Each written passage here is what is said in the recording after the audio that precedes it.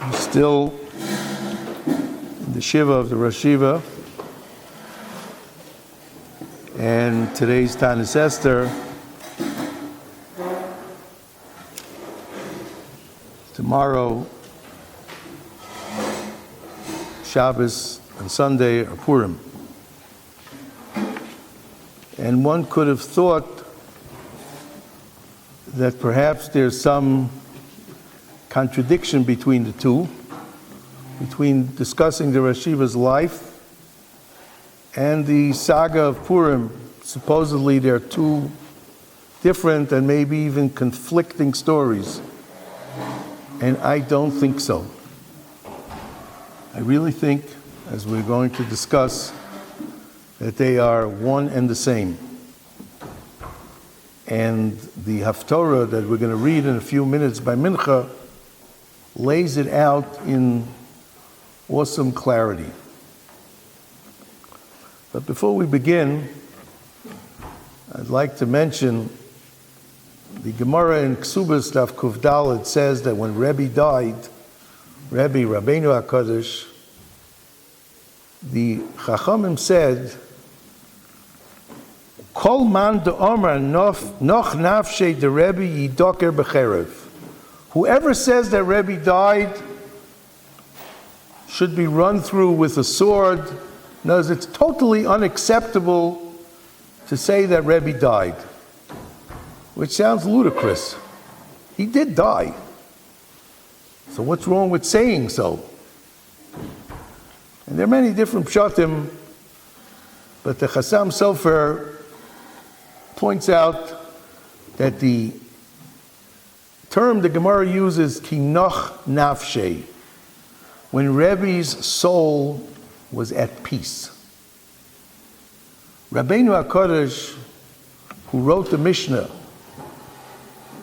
whose work is being studied till this very day by millions of Jews,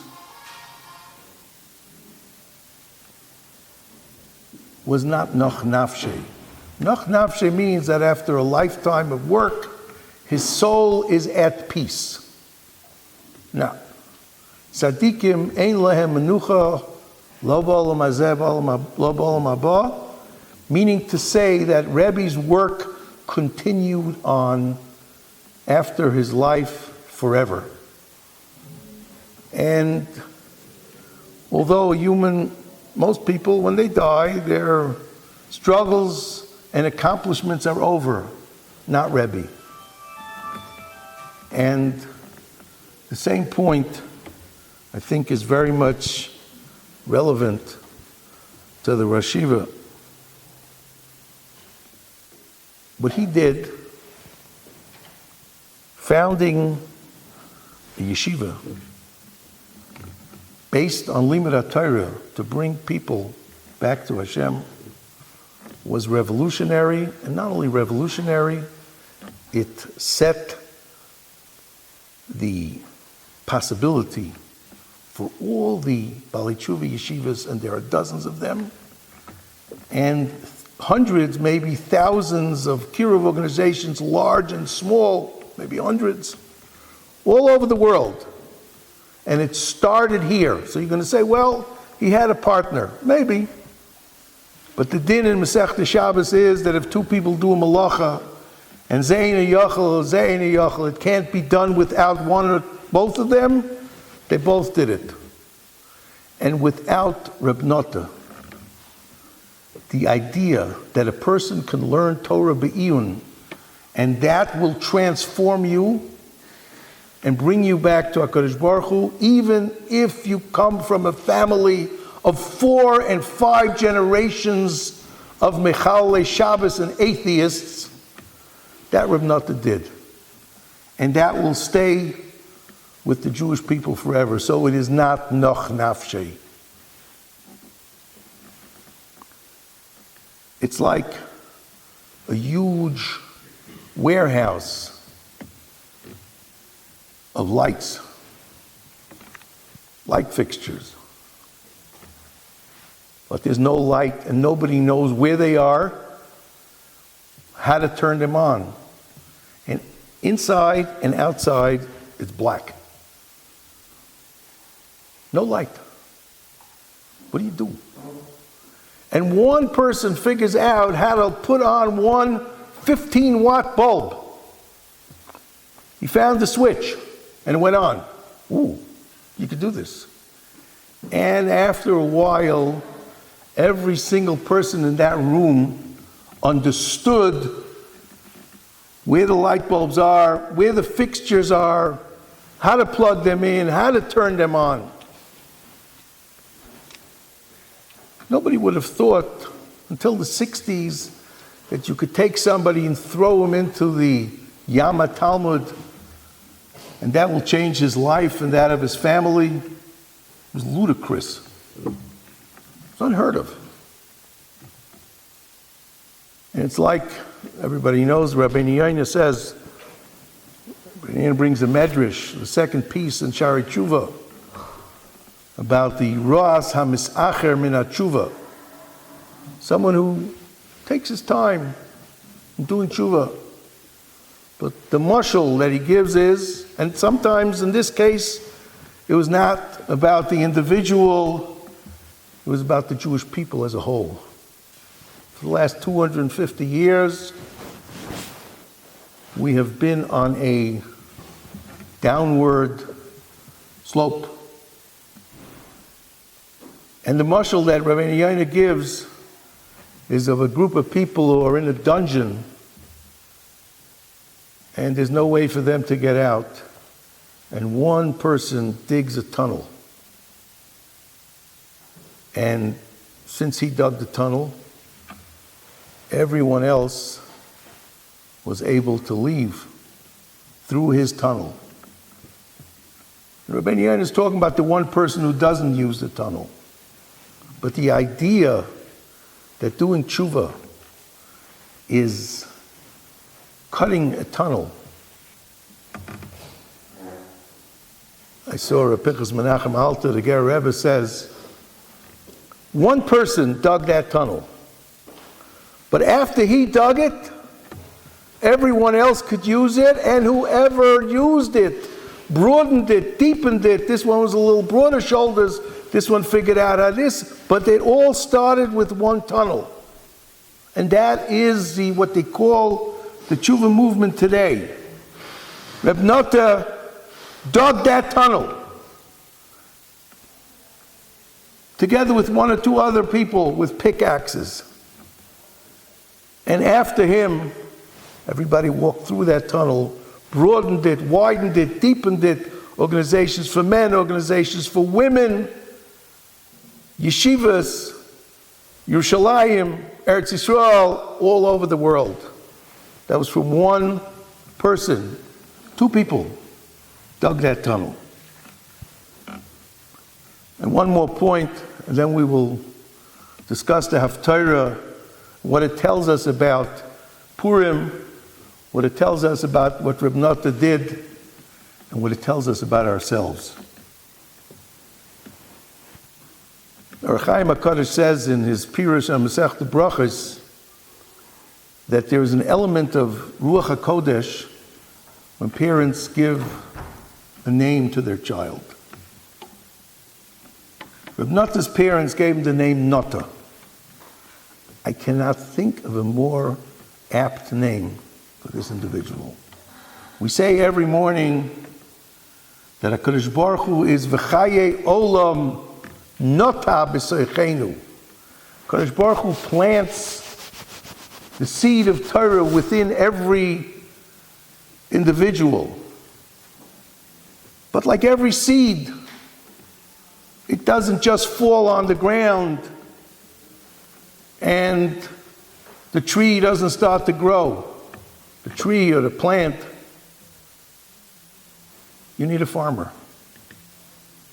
Reb Nota was that planter. He took that seed, put it in the ground, and look at the Jewish world today. Look at that world. Look at how many orchards, how many thousands of miles of farmland, that's now flourishing from this farmer, this Nota. That was him.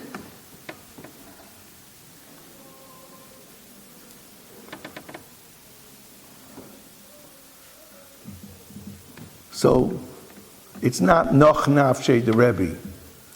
Rebbe Nota, the planter, the farmer, he is not at rest. And throughout the world, when people are sitting down and learning a Gemara, which transforms their life, it's all his work. He started, he dug that tunnel, he planted that seed, he flipped the switch that enabled everyone else to see how you can do it. Now let's learn the first few psukim of the Haftarah. Dirshu Hashem b'himotzai. This is the Haftarah that we say on every Tanis Tzibur, and the focus of a Tanis Tzibur, as you know, is tshuva. So this is a description of the tshuva movement from the 60s until today. Dirshu Hashem b'himotzo, seek Hashem when he can be found. Now the Gemara, as we all know, says this specifically about Aseret Yimei Tshuva, that this is a time when Hashem can be found. But it's not only Aseret Yimei Tshuva. Dirshu Hashem b'himotzo means especially Aseret Yimei Tshuva. But that's in terms of the year. But there are times in the history of Klal Yisrael when tshuva is something that is more easily accessible. And this, and as I've heard from my Rebbeim, is only the last 60 years or so. That was Behimotzo. Before the Second World War, there was one Baal Tshuva by the name of Nosson Birnbaum. That's it. There's no such thing. You didn't have a group of Baal Tshuva. Forget about a yeshiva. Krauhu b'Yosel Karov.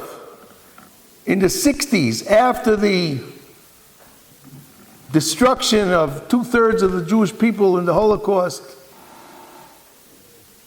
the conditions were ripe. The soil was ripe for Nota to make that v'chaye olam Nota b'sachenu. And he did it.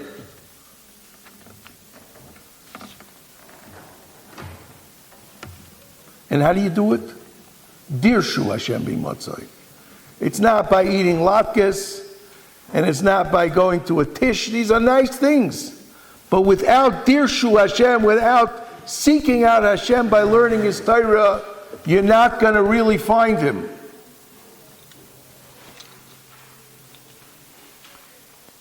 Yazav Rosh Darko. What this means is if Hashem is asking and telling the Rasha to leave his way, it means he could. And when you have a Baal Tshuva and you have a place where you help him, he can be a Rasha, he could have done every single Aveira in the book, and it doesn't matter. He can leave it all behind. V'ishav and machshavosav. And even a person who is not just a Baal Aveira, but he's a thinker, he's a philosopher, he's an agitator. The Torah conquers all of these things.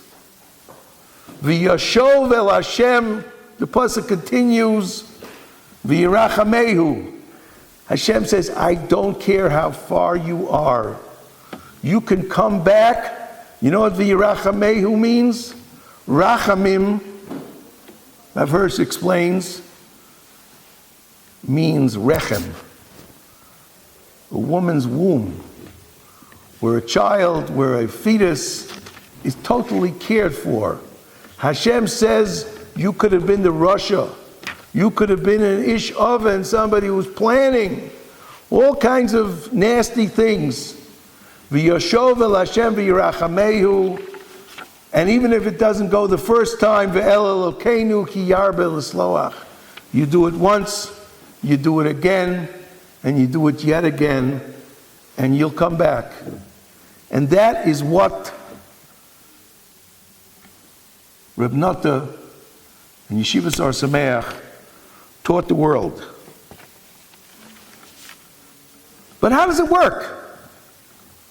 How could a person take a lifetime of wallowing in every davar tameh, of doing every aveira, not only him, his parents, his grandparents, his great-grandparents, total ignorance about anything Jewish. How can you do it? Because you're comparing Torah and the lifestyle and the power of Torah to everything else. Hashem says, you're not going to get it. Ki lo machshavosai machshavosechem. I don't think the way you do. V'lo darkechem derochainu Hashem. This doesn't work like a kid who is never understood math, and at the age of 70, he's going to start learning advanced trigonometry. That's not what it's all about. Torah is different. And there's a promise here. But rather Hashem says, Ki kasher yered hageshem v'asheleg min hashamayim.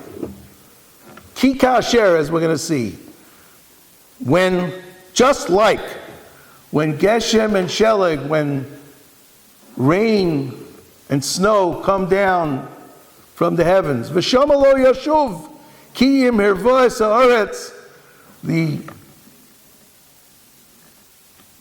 rain, the snow, nourishes, refreshes the land.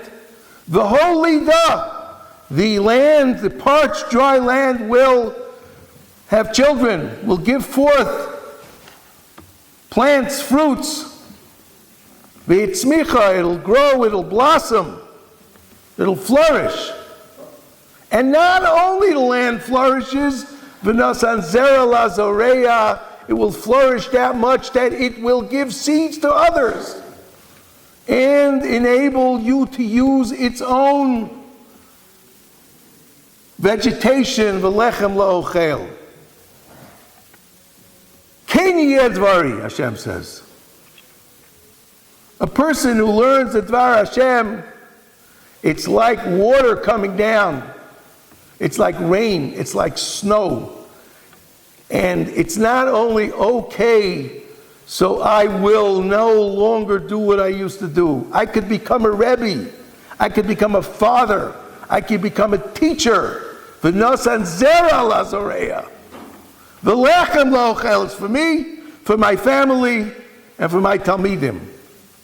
Keni yedvari, Hashem says, Asher yetze mipi. Lo yoshuv elai rekom. It's not possible, and this was Rav Nota's chiddush. Keni yedvari asher yetze mipi lo yoshuv elai rekom. You sit and you learn Gemara for a normal length of time. Lo yoshuv elai rekom. That Gemara is not coming back without having accomplished. Ki im asas asher chofatzti. The Gemara will do exactly what I wanted it to do. V'yitzliach asher shlachtiv, and will be successful in the planting that this Limud HaTorah does. And what's the lashon of ki'im? Ki'im asas asher chofatzti. Translation of ki'im. See what they have over here.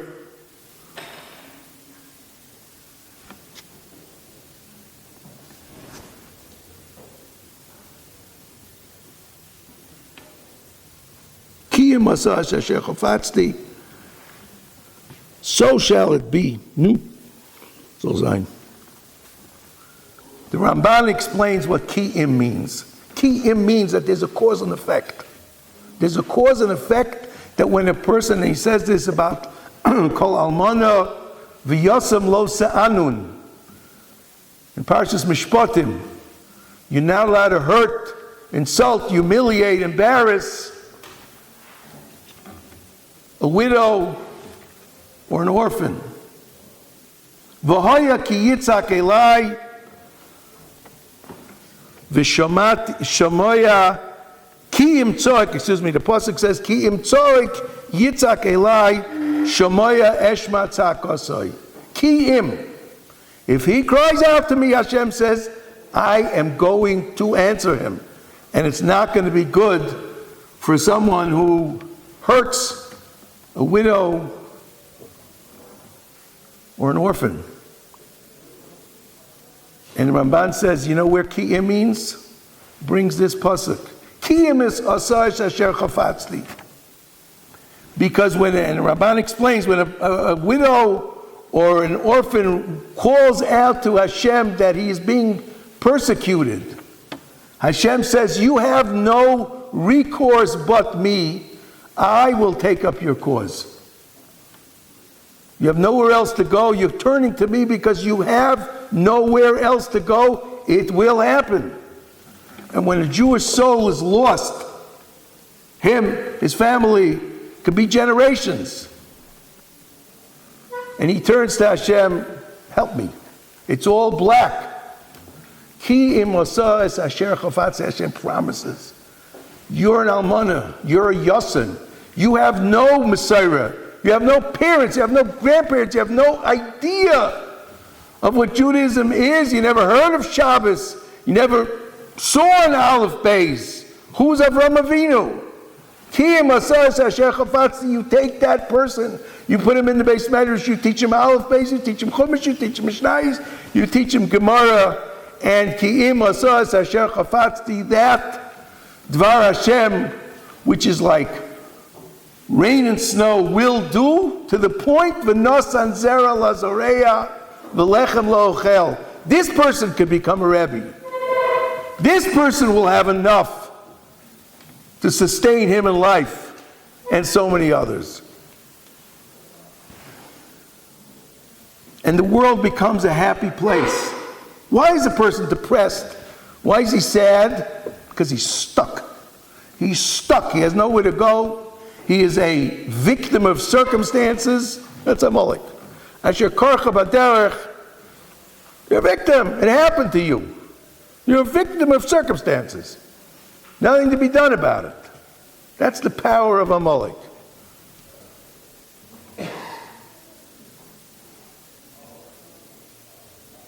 And the world, and this is what the simplest Purim is all about, for the Baal Tshuva, who understands that he is not stuck. He can have an Aveira like hundreds of years of Avodah Zarah, Shtachvu Latzelem. They bowed down to the idol in the days of Nebuchadnezzar. He can live a life of hedonism, of materialism, of enjoying everything the Olam Hazeh has to have. He can be Nena, Misudas Achashverosh. He's stuck, but he's not stuck. And that is what the saga of Purim tells us. You can be at the edge of the abyss, like the Jewish people were, in a collective sense.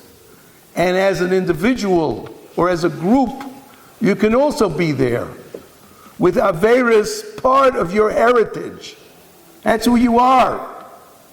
And living a hedonistic life, enjoying everything the world has to offer without a bit of spirituality, that can also be your reality. But you're not stuck. And the minute you begin to learn, the minute you turn to Hashem, the minute there's Dirshu Hashem B'Yimatzo, and you call out to him, Kra'u, you daven, as the Jewish people did, they davened, they learned, your life turns around. And that is the simcha that we have, Rabbi Say, in the next few days. What are you happy about? What are you happy about? It happened 2,500 years ago. What are you making happy about? What big deal? This year, Purim Yeshua is 3 days. What? What does that have to do with me? I can go on a 3-day bender. That's what I'm happy about? No. That's not what it is. You can go on a 3-day bender, but you got to know why. You're happy because you're not stuck. You're happy because you're not in a rut. You're happy because you're not in a dead end. You're not depressed. You're not going nowhere. The keys to turning around your life are in your hand. Not only as an individual, but as the lesson of Purim teaches us, even as a klal.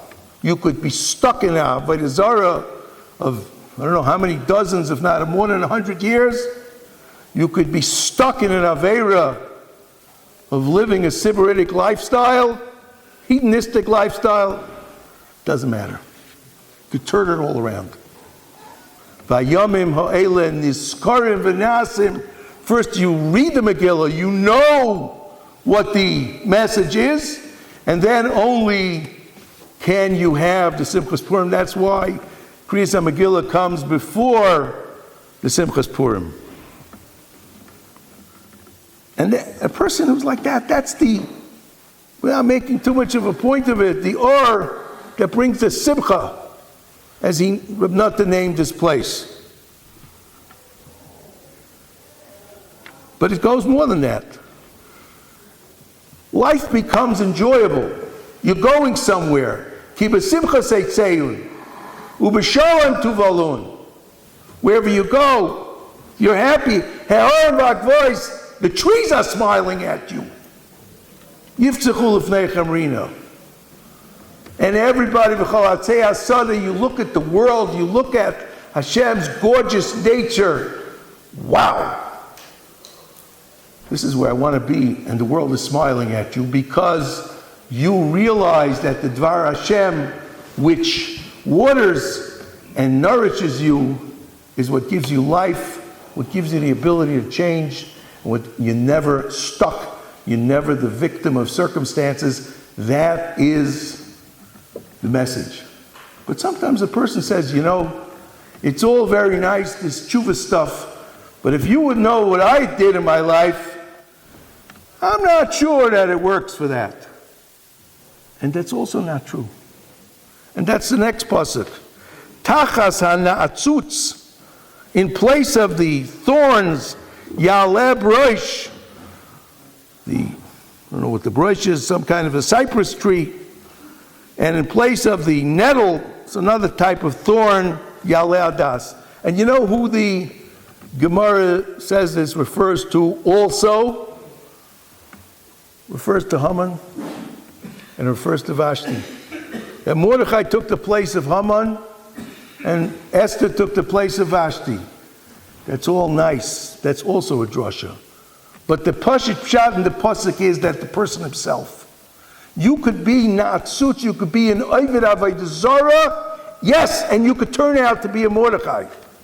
You could be somebody who worshipped every cult and every Avodah Zarah, whether it's a cult or not, and did every Avera, and it don't matter.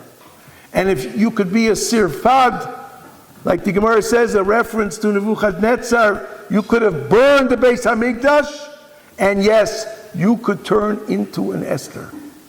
And that is what Reb Nota taught Klal Yisrael.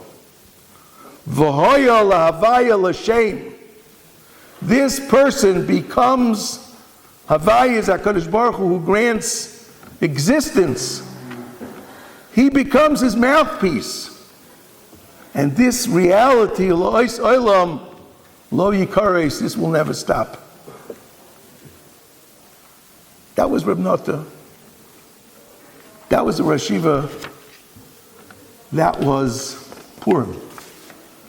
And as the Megillah ends, Yemei HaPurim Ha'ele, the lessons of this Purim, the lessons of Purim, the lessons that Reb Nota taught the Jewish people, Lo Yavru Mitoch HaYehudim, will not depart from the Jewish people. V'zichram, their memory, Lo Yosef Mizaram. And if you will, it is Erev Purim. The Gemara says, in Megillah Daf Hey and Aleph on the bottom, Rebbe Nota Netiya b'Purim. Rebbe Nota planted on Purim. And the Gemara says, on Amud Beis, where has a whole discussion, how is that possible? You're not supposed to do malacha. And the Gemara says it was a Netiya shel Simcha. So unser Rebbe Nota, yes, he planted Purim, planted on Purim, it was an Ohr Somayach, it was a Netiya shel Simcha. It enables the Jewish people as individuals and as a group to, as the expression goes, Agans Yor Freilach, the happiness of the light of Torah is there for us today, tomorrow, every single day of the year, and every day until Bias HaMashiach and beyond. Thank you for listening to this Ohr Somayach production. To find out more and to partner in our mission, please visit ohr.edu.